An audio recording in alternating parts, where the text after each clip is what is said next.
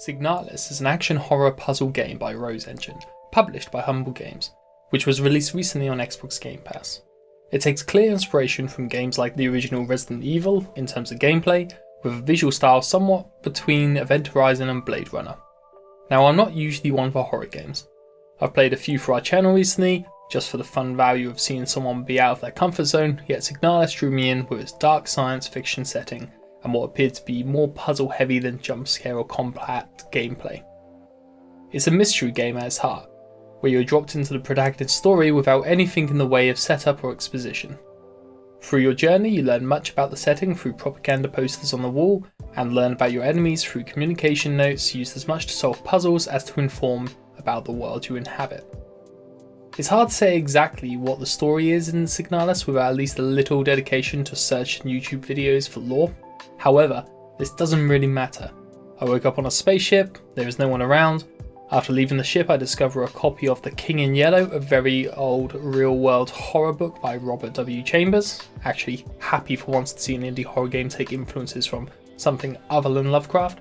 At this point, you're treated to a flash game cutscene of utter confusion and what the fuckness. I do not say this in a bad way, but the art style of these scenes very much reminds me of some flash games from Newgrounds back in the day. They also seem to be there to confuse you more than inform you of what's going on. This, I believe, is entirely on purpose.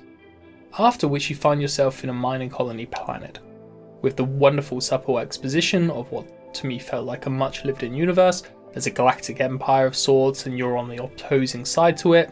Far from being the Rebel Alliance fighting for personal freedoms against the fascist regime, let's just say your side is the one with cloned warrior cyborgs and 1984 vibes.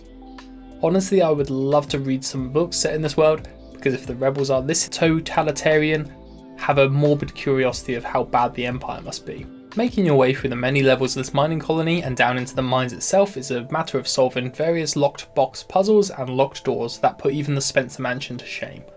A low carry capacity for items, as dictated by the government's orders, means heading back to your stash room to move things about. While annoying, it does feel like the right amount. I'm not making excessive trips. If I'd been given extra slot to carry, I think it would have made it a little too easy not to need to run back through corridors. And why is running back through corridors a problem, you ask? Well, because of the reanimated cyborg corpses, of course. The combat in Signalis isn't difficult, but does require your attention as to when to bother with it at all.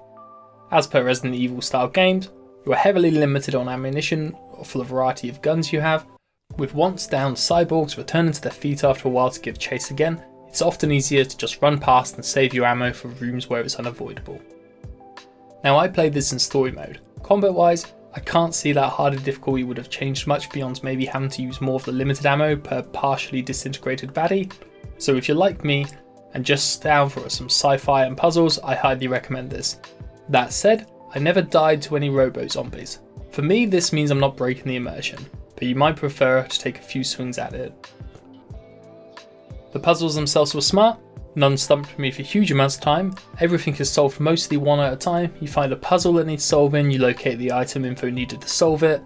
Once open, you get something that helps with the next puzzle. It's linear, with just a few bits to stick in the stash box for later puzzles. If you get stuck, you can see on the map doors which are yet to be unlocked or rooms that still have items in. That's always a good place to start. One unique feature in Signalis is the radio receiver you picked up, which is used to solve quite a lot throughout the game.